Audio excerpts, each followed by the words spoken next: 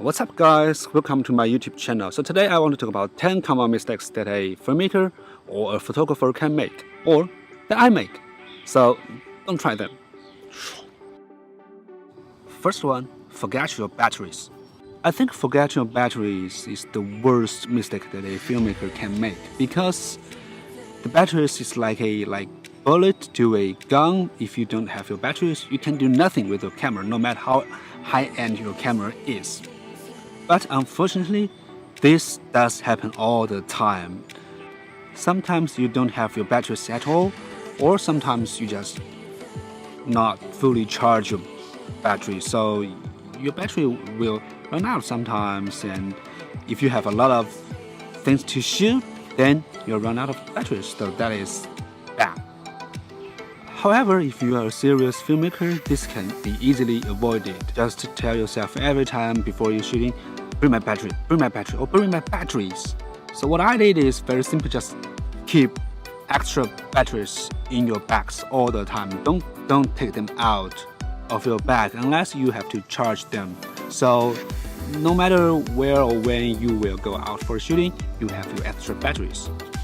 And also you can get your a very convenient portable charger. So this can be charged via a common USB, micro USB port. So wherever you go, you can just plug it into a power bank to charge your batteries. That's very easy, right? And the other thing that I do is pretty much very simple, but it will cost you some money, is to get a battery grip. It's just like this one. It's a third-party one. It's not a Canon one. It costs about $30, and it can hold 2 batteries at a time. So if you get this, these batteries can hold you for a whole day shooting. So you won't have that problem at all. But the downside is very obvious, is because the grip is a little bit heavy, and if you have 2 batteries and the grip and the camera, especially with a heavy lens, it's very heavy. Second is to bring your SD card or CF card as your storage. So this one is just so if you don't have your SD card or you don't have your storage card, you cannot shoot. So what I do is just to bring extra SD card. There's no other way to do that. So this is a case for SD card. You put all your SD card or storage card in this case and then put it in the bag, so you're all set. Third one is unintentionally not use your tripod or monopod or stabilizers. So that will make your footage shaky.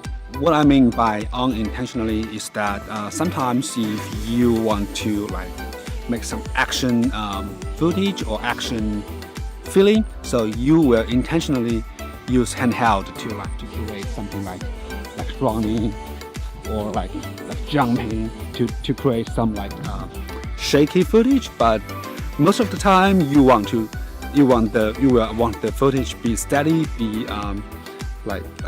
not shaky. So most of the time you want to work with some kind of stabilizer, like tripod, or like a monopod, or gimbal, something like that. So for now, I'm shooting with an iPhone. I still use a Gorilla Pod, which is a small tripod for my shooting, so it can make my footage a little bit stable, right?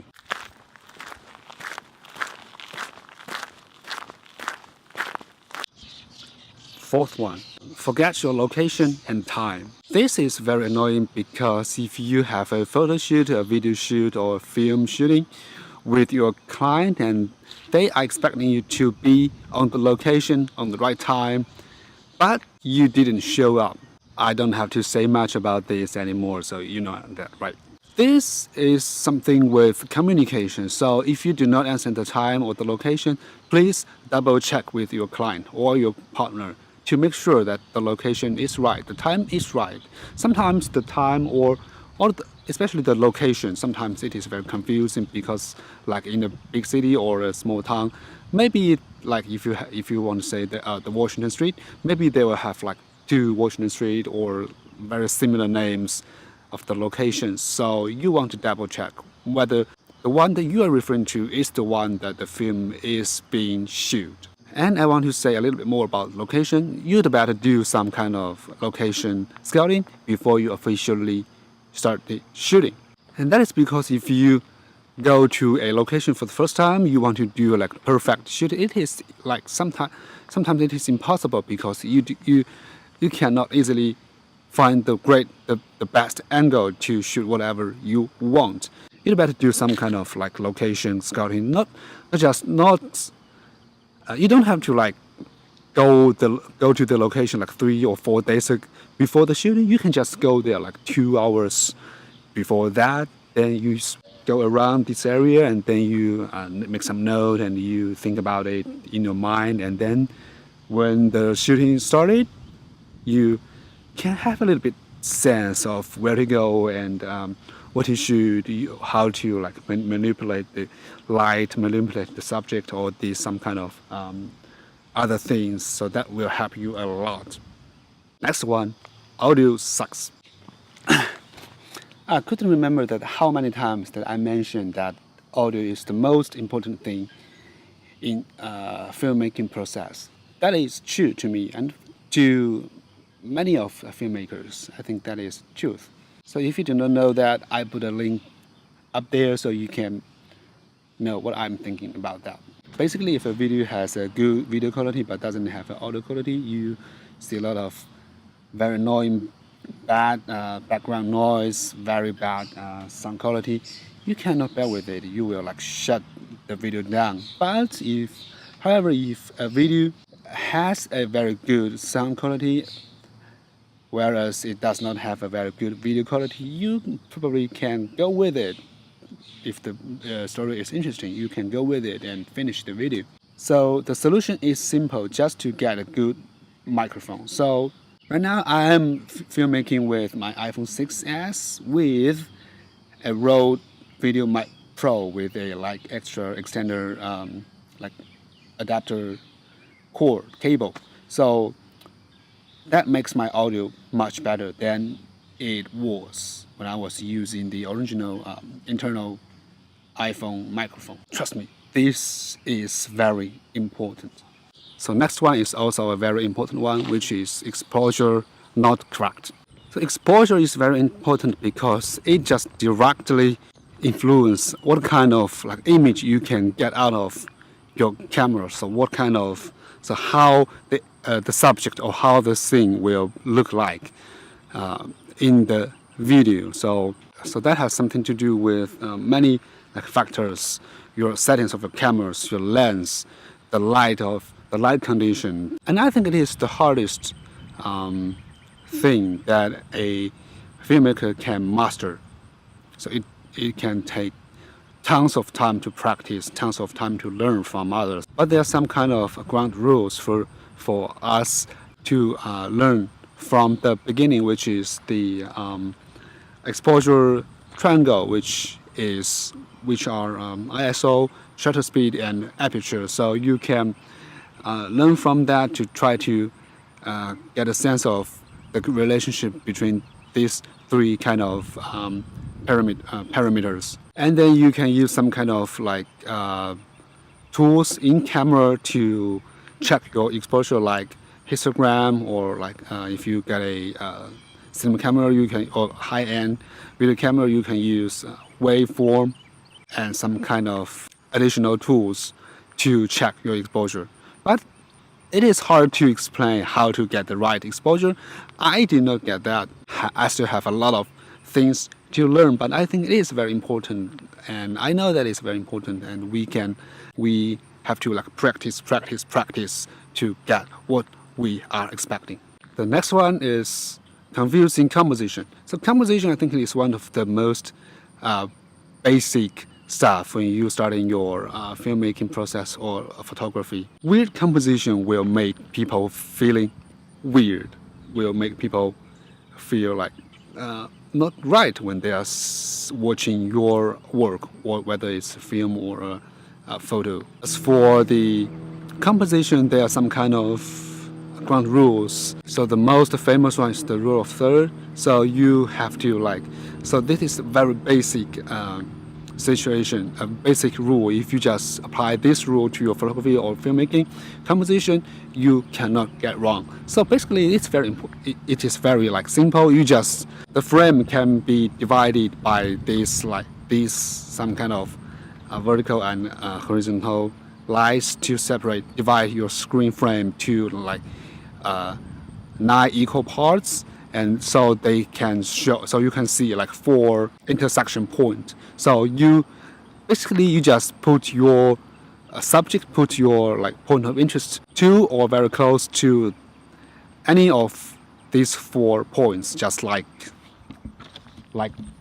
this. If you want to shoot a tree, this tree, so put the tree to close to the right line right here, so you can see the tree is basically on the third right of your screen. So basically it is a good composition. It is harmonious and it is good to see. But this is not the only rule to composite your frame. So there are like many kind of composition method ways you can apply to your work, but you have to understand why you choose that kind of composition. So it is creative, but you have to justify those kind of composition, like why you put the subject in the center of your frame, why you put the subject on the bottom line of your frame. You have to justify that.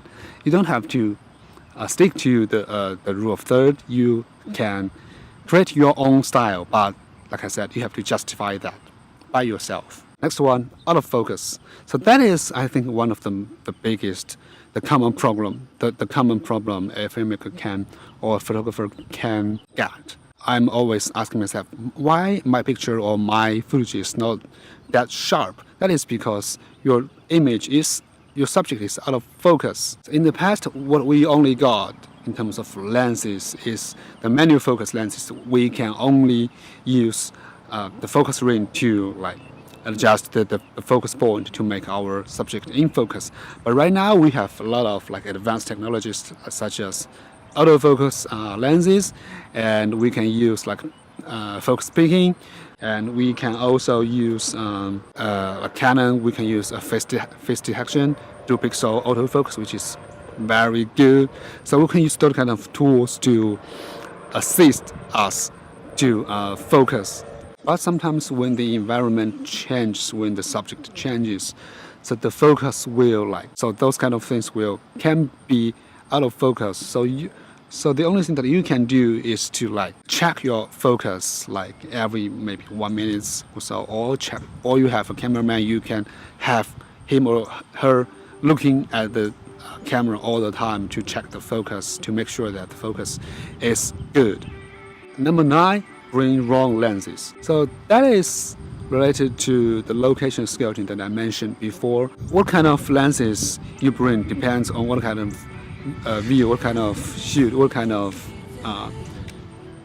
footage you want to get out of the shooting. Like sometimes you want to get a wide angle shoot footage, or sometimes you want to get a close up, sometimes you want to get a very tight footage. That depends on like what kind of project you are doing, what kind of subject, what kind of feeling you want to express. Bring the right lens will maximum the dramatic effect from the footage. So you have to like think about it before you go out for a shooting. Like you have to plan in advance, like what kind of emotion that I want to express. So based on that, you pick your lenses. If you are doing some like landscape or nature photography, you want to get a wide angle lens like 16 to 35 millimeter or 24 millimeter, something like that. But if you want to do an interview of somebody, you may want to get a 17 to 200 or 85 millimeter lens to get the beautiful blurry background. Number 10, the last one, take too many footage or take too less footage. So if you are doing a film shooting or photo shooting, so it is very easily to grab your camera and shooting all the time and shooting every corner of the area or shooting everybody of the area. I think that is not right, or that waste a lot of time of you or the whole project process. That is because like you don't have to shoot everything you see, because your project must have some kind of focus, must have some kind of primary subject, like what people is important or object is very important. You can like focus on that kind of people or that objects. So if you plan before you're shooting, you will know like what kind of shoot I have to get, so that you can be prepared when you go out for your shooting. You can like make yourself like relieved. You won't have to ask yourself, oh, do I get enough footage? Do I get enough footage? Or do I?